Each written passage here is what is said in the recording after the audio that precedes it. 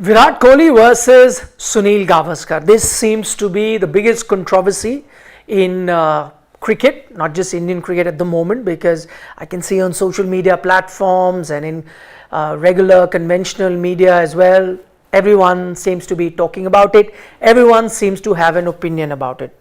And last couple of days since this controversy has kind of erupted, I got a lot of messages on social media, people asking for my perspective on this entire issue. So I spent some time over it, thought about it, looked at different angles, and then thought that I must share with you what I make of that entire issue. And I'm going to basically put it down in 5 bullet points or 5 misconceptions, whichever way you want to say.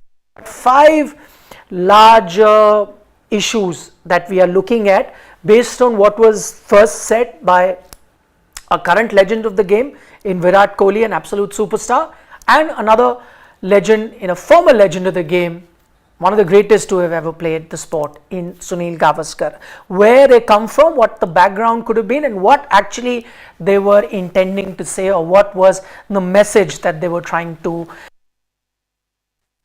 was lost in translation. We'll try and look at the finer aspects and deconstruct that entire thing. Okay, first thing that really stands out when I look at this issue from a macro point of view is that it doesn't seem to be Virat Kohli versus Sunil Gavaskar to me.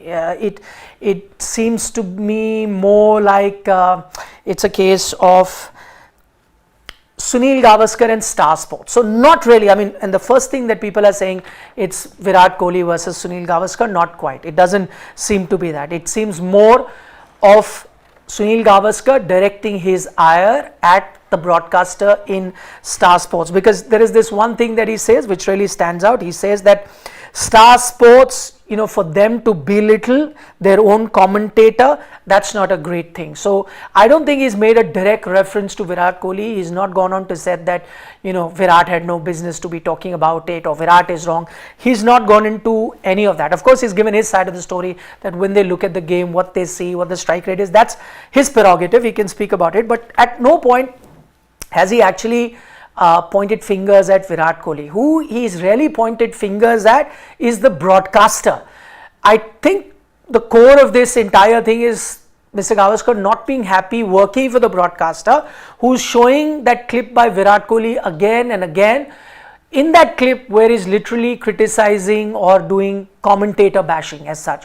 So what he's trying to say, and I think the message was not to Virat, but the message was to the broadcaster and the people that are producing the show. And by the way, it takes a lot of courage for a commentator who's been employed by that broadcaster, who is working for that at that time, to be so vocal and go against his employer. So I think he was pretty much upset about what the broadcaster was doing, because he goes on to say they're playing this interview multiple times. So what are you trying to do? Are you going to make us who are working for you, us commentators who are working for you, look small? You want to insult us? That, I think, is the message that he wants to send across, and it's to the broadcaster. So that's the core of the issue. So it's not quite Virat Kohli versus Sunil Gavaskar that many people are saying. I think it's Sunil Gavaskar letting the broadcasters know that you, by playing that interview again and again, are belittling us. So that's the first thing that really stands out.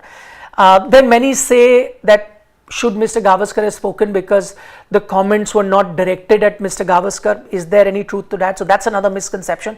I don't think Virat Kohli in particular spoke about Mr. Gavaskar. But it's not that he was abstract in the people that he was targeting. If you pretty much read that entire statement where he says, I'm not sure if you've been in that situation to sit and speak about the game from the box. So he's clearly only talking about the commentators. He's not talking about the media as such. He's not, or maybe to an extension, you could extend it to the media, but then former players are also now part of the media. So he's talking about commentators / media, not general opinion about fans or people talking in social media. That's not what Virat Kohli is talking about. His clear target at that time is the media, people in the box. So that's the one thing that he has mentioned. So that's another thing that you have to see. While Virat may not be particularly talking about Mr. Gavaskar, but he's genuinely talking about commentators or media. And then, to be fair to Mr. Gavaskar as well, he is also replying not for himself. He's not defending himself. I repeat that, he's not defending himself. He's also talking about rest of the commentators. So if Virat's target is the commentators, he's speaking for everyone, all of the commentators. If you in fact listen to that clip, he speaks about whether it's me, whether it's Matthew Hayden who's next to him, whether it's XYZ who's sitting in the box. He's talking about everybody. It could be Harsha Bogle, it could be, Deep Das Gupta, Sanjay Majrekar, whoever are in the commentary, Ian Bishop, anybody who is in the commentary box and has ever mentioned strike rate, he's talking about that. So it's I think in that sense fair that Mr. Gavaskar responds, and he needs to respond because the target is the commentator. So it's not, a case of mistaken identity where a lot of people are saying that did Mr. Gavaskar have to say anything because Virat didn't mention his name. He did not, but he was talking about commentators, and in Mr. Gavaskar's defense, he is also defending the commentators, not himself. That's the second point to consider. Third point, I see this on social media, people who are fans of Virat Kohli going after Mr. Gavaskar by saying, what does he know? I think a lot of them are bringing about his 35 in a 60 over World Cup game, the slowest knock ever. People are talking about never did anything in white ball cricket. How is he an authority to talk about it? And I quite frankly don't agree with anyone who's coming with that. I think that's very bitter of anyone who brings that about. You got to realize that he was playing in a different era. The demands of the game were very different. Maybe, by the same logic, maybe Virat may not be able to kind of bat like Gavaskar in test cricket as Gavaskar did, because situation was very different. There were uncovered pitches where they played on. There was no restriction on bouncers. So they adapted to the game. That time test cricket was the peak. There was no T20 cricket. So he adapted to that format that he was playing and excelled at it and became the best in the world. Everyone acknowledged that. And ditto for Virat, by the way. He's a legend because he's adapted to this situation. He doesn't have to adapt to uncovered pitches or to multiple bouncers, and that's credit to Virat. Both have adapted. And I remember, a legend once told me in Gary Sobers, I met him in the West Indies, and he said a very important thing. He said, don't compare different generations, but a great of one generation would have been a great of a different generation also. So if a Viv Richards was born today, he would have been good today also. If a Kapil Dev was playing today, he would have been good today. If a Gavaskar was playing today, he would have found ways to adapt to the T20 game, and vice versa. And I'm sure if a Virat, AB de Villiers, Rohit Sharma, Steve Smith were playing in the 60s, 70s, I'm sure they would have adapted. So each player can only play to the demands of the game at that time, and a legend has a right to comment. Just because he did not play this format does not mean that he doesn't have the right to comment.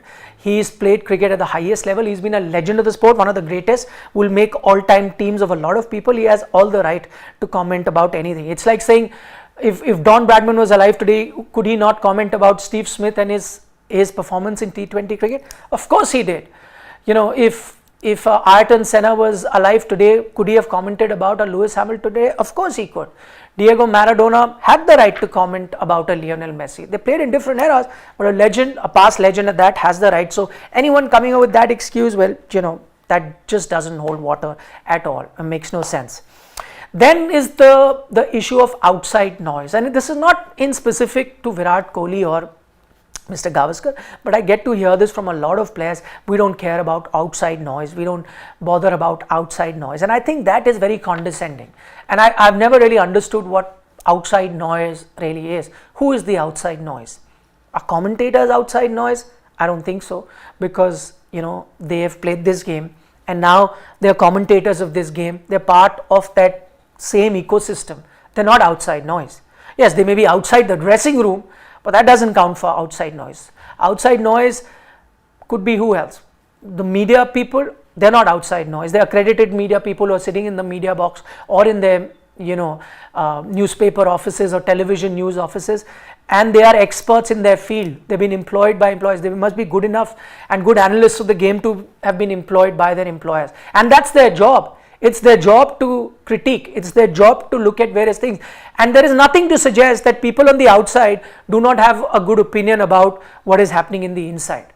A media guy, I've given this example previous times as well. If a best film critic doesn't need to have made a film. If he's not made a film, he could still be a very good critic, because when he sees the film, he sees it as a viewer and can give certain tips even to the best of filmmakers. And sometimes if you're a filmmaker, if you're a critic, if you're an automobile engineer, you get so involved in the process of what you're doing, sometimes you don't see a different perspective which comes from the outside. You know, I'm not an automobile engineer, I cannot make motorbikes, but I'm a motorbike enthusiast. I could have a feedback that could help an automobile engineer make a better product. And similarly, if it's the media, if it's a former player, I even add fans in it. Even fans can't be outside noise, because they're stakeholders of this game and they pay good money to buy tickets and come, and if they have an opinion, they're not outside noise, they're also inside noise. So outside noise is another vague thing that a lot of times players talk about, but whoever they're referring to, I think it's an insult, and this is something that shouldn't be taken lightly. Nobody is an outside noise. You know, there are examples of players making their games better based on what they now say is outside noise. You know, Navjot Singh Sidhu, Rajan Bala, famous writer, wrote about him, strokeless wonder. He paid attention to that article and improved as a cricketer, became a better batter. He acknowledged that. He didn't say it's outside noise. Why should I listen to a Rajan Bala who's a writer who's never played cricket? He paid attention, got better. Reporters are also inside noise. Gavaskar, when he was retiring, invited all the print media men, pressmen who were covering that match in Bangalore for a dinner to tell them that I'm retiring, because he didn't treat them as outside noise, he treated them as part of that ecosystem. So it's not an outside noise, everyone is a stakeholder, and it's not necessarily the case that only a player who's playing knows everything. Sometimes the best of knowledge or best of inputs come from outside as well. So outside noise is another misconception that we have in our game, and specifically to this controversy, because it's been spoken about a lot. Final point, and the fifth point. A lot of people are saying that, this controversy could have been avoided had Virat not come out and spoken his mind, and then if Mr. Gavaskar had not spoken his mind. And I do not agree on both counts. I like the fact that Virat came out and spoke.